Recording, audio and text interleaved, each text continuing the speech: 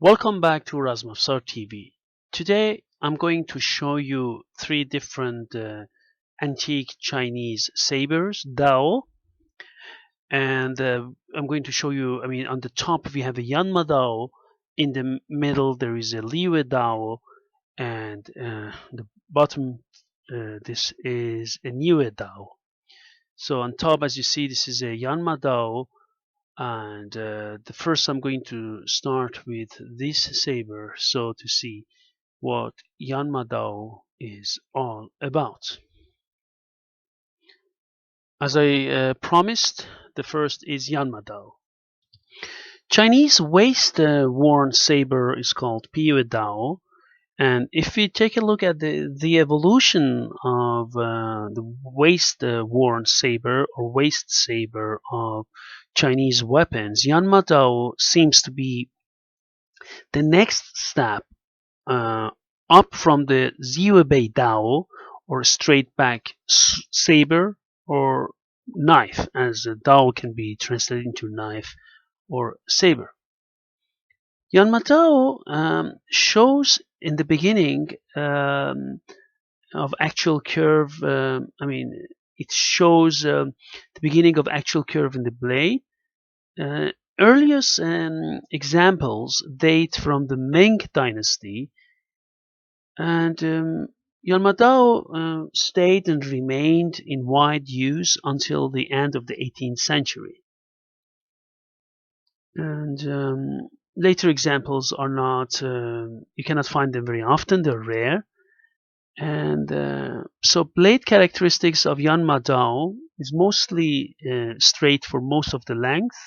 The cutting edge has a curve only along the last 1/4, or or approximately along that range, and then it approaches and gets close to the tip.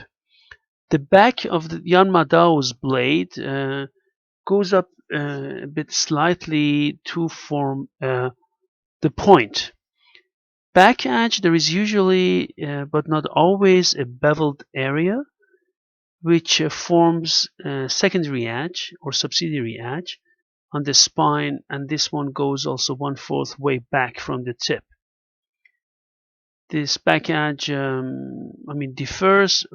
Some of them are blunt, some of them are really or fairly sharp, but not as sharp as the cutting edge itself. Cutting edge is really sharp on Yanmadao.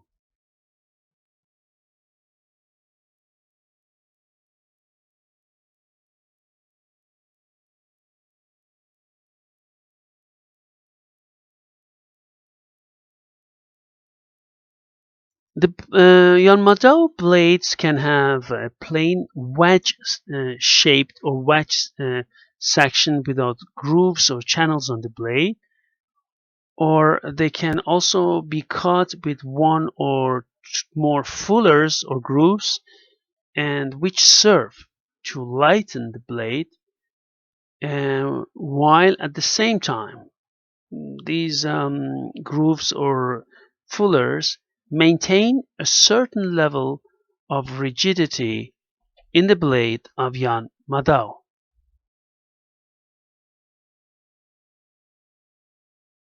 Okay, now we go to liyuedao.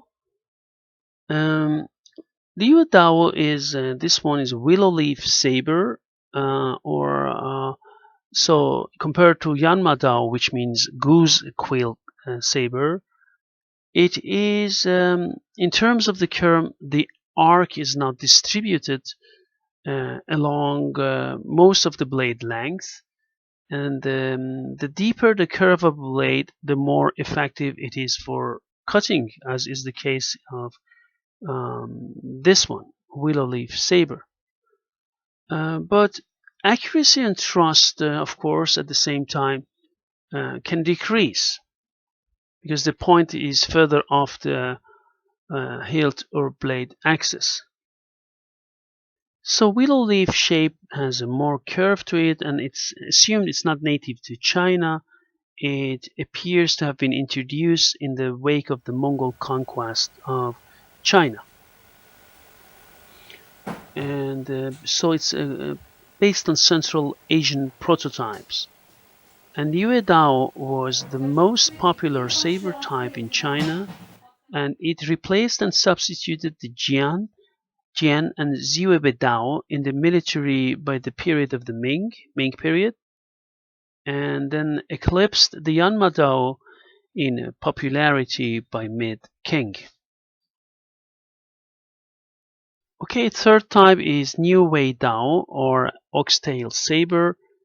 This type of saber, these sabers have wide but relatively thin blades, and they have a widened upward sweeping tip.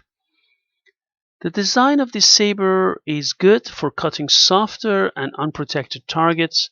That's why this type of saber, Oxtail saber, was popular among civilians and rebels, and where firearms were also widely used and spread, and there was no need for armor because of the spread of firearms. It is the only non-military saber shown in this video. The other two are military sabers, or both of them. niuweidao, originated somewhere in the 19th century, and then it was used quite often, as I said, among martial artists and also civilians, rebels. And after the fall of the king, the Chinese military switched completely to European-style military sabers, and the niuweidao was the only traditional Chinese saber design that remained in use after the fall of the king. So, and then I'm going to show you these three types of sabers next to each other again.